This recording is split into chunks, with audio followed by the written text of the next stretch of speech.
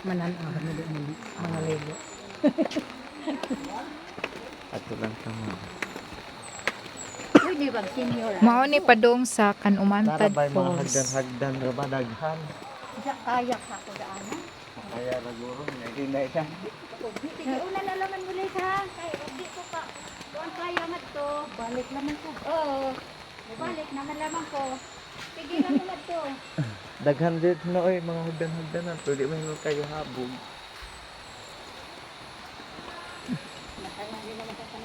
Wah, lagi ko. Aw.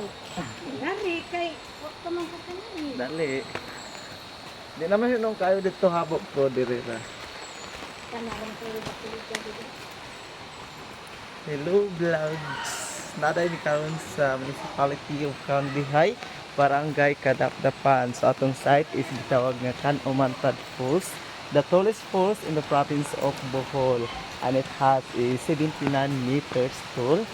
And the main source of our waterfalls is not comes from the water, from the river. It came from the spring. So ang atong spring ay gitawag siya Pundol Spring nga nanahimutang sa ibabaw sa Barangay Kadapdapan. And then Kanumantad Falls also is one of the UNESCO Global Geopark. Hala basa.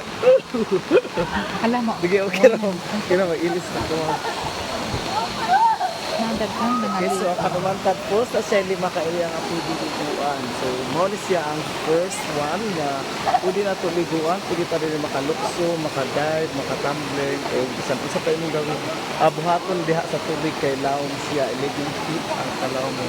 But before, sa wala pa bagyong ubit, 20 feet ang kalaw mo. Nakining ko ang giligo-liguan ang mga tao. May gitawag ko jacuzzi.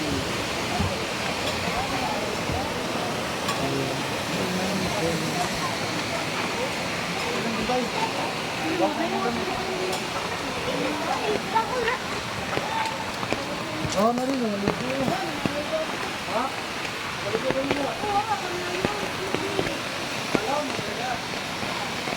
Hoy, ag ikaw. Sige na, okay na mo. Mabasa ako.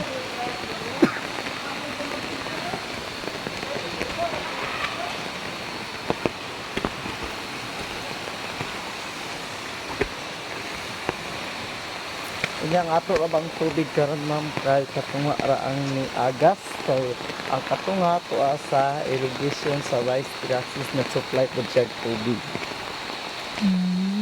Pero ang Asang source source? isa lang spring, Pundol Spring nga nasa ibabaw sa mong barangay nga gasuporta siya sa tubig sa falls ug tubig sa irrigation para sa rice terraces.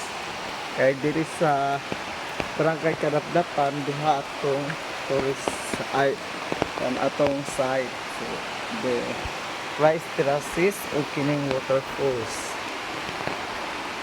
So muna ito yung kaduhang area ma'am na pwede natin liguan, pwede na ito luksuhan. 7 feet ang kalawang anak. Duha lang ka area ang pwede luksuhan, ang 11 feet o 7 feet. Asam na ang 11. 11 katong dito sa tulay. Kani ito Kini yung 7. 7. Wala si nanay. Nay, okay ra ka nay?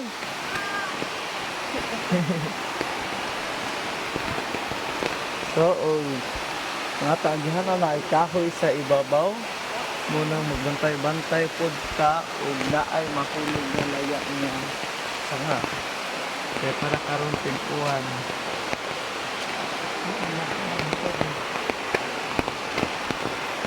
Atong tubig sa falls ug Sabadog Domingo mukusog siya ma'am kay ang tanan agas sa spring Pundol Spring diri ipaingon walay sa Kinsa may nagkontrol adto? sa ma'am Kinsa nagkontrol adto? ang kanang naman na selected control kanang para na samahang nayon nga dam ang ilang mga official mo na siya mo dito. Nagdaon tagag payong.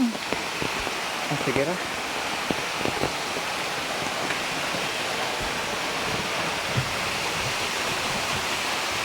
Sumatay gamay po niya falls.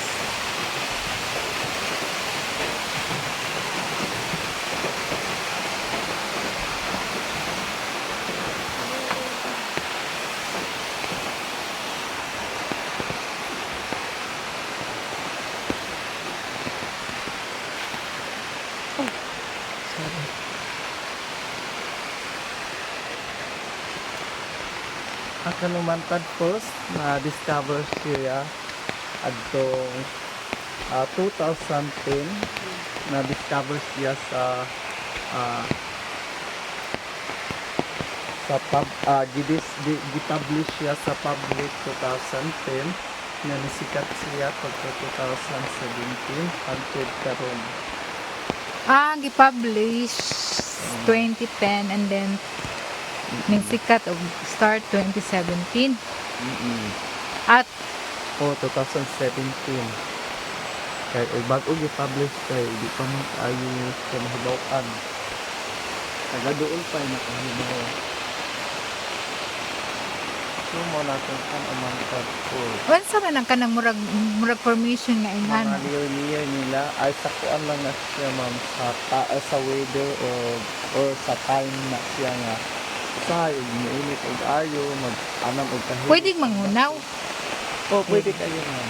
Ato lang ko rin dito sa pag-ibig. Nang tani, Ay, wa na kay kuan din ha. Wa na ka na basa na ka.